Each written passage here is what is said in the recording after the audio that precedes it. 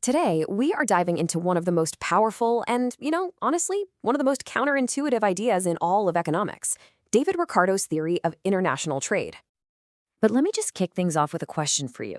Imagine a country that's, well, just not as good at making things. It takes them more time, more labor to produce pretty much everything compared to their trading partner.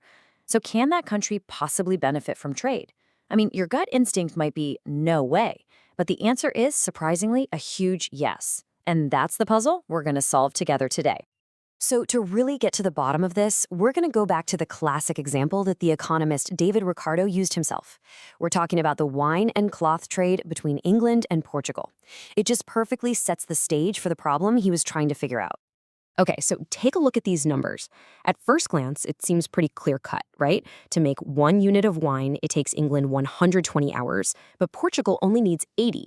For cloth, England needs 100 hours, and Portugal just 90. So, wait a minute. Portugal is more productive. It's faster at making both goods. And this just makes the puzzle even deeper. Why on earth would Portugal ever bother trading with England? Now, before Ricardo came along, the big idea about trade came from, the father of modern economics, Adam Smith.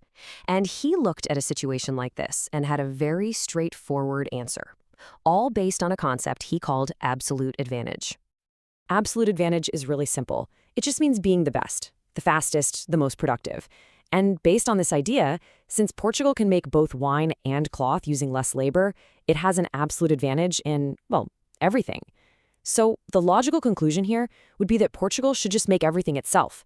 But as you might have guessed, that is not the whole story. And this, right here, is where David Ricardo enters the picture.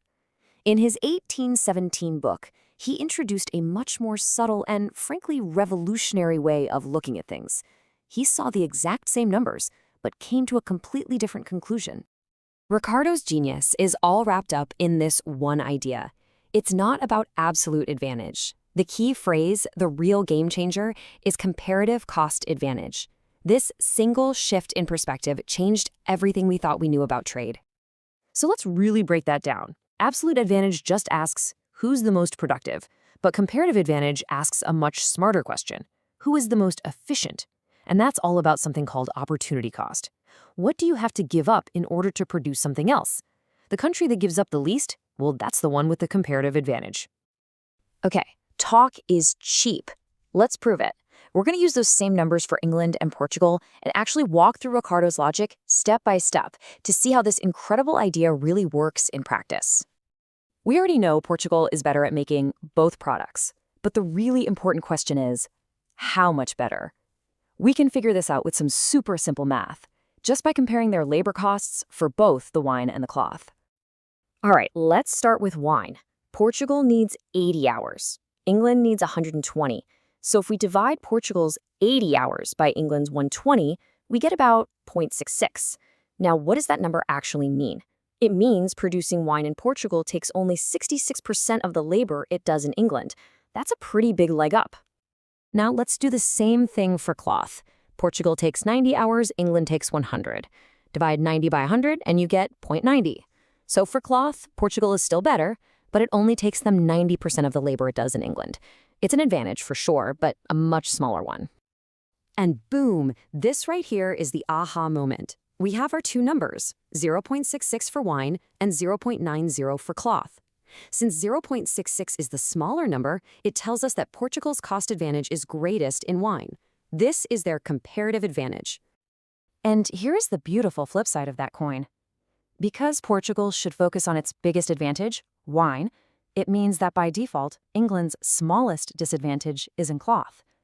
So even though they aren't better at producing it in absolute terms, that's their area of comparative advantage. That's where England should focus its energy. So we figured out the game plan. Portugal makes the wine, and England makes the cloth. Now for the payoff. Let's see how this specialization actually makes both countries richer once they start to trade with each other. Now, to keep this really simple, let's just imagine they agree on a really straightforward exchange rate. For every 1 unit of wine that Portugal sends to England, England sends 1 unit of cloth right back. A simple one-for-one trade. Okay, let's trace the wins. First, look at England. They focus on cloth, and they trade 1 unit of it for 1 unit of wine. Now, if they had tried to make that wine themselves, it would have been way more expensive in terms of labor. So by trade-in, they come out way ahead.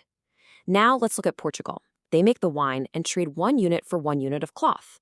By doing this, they get more cloth than if they had tried to make it themselves. The end result? It's a total win-win. Both countries are better off than they were before. Now, I know this might seem like a simple little story from the 19th century, but the core principle here is absolutely timeless, and it really forms the foundation of all modern trade theory. It's a huge idea with massive implications, even today. So, what are the big takeaways here? First, trade is driven by comparative advantage, not who's the absolute best.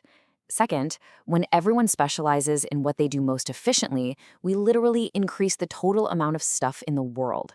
And maybe most importantly, this shows that even less productive countries can find their niche and benefit enormously from trade.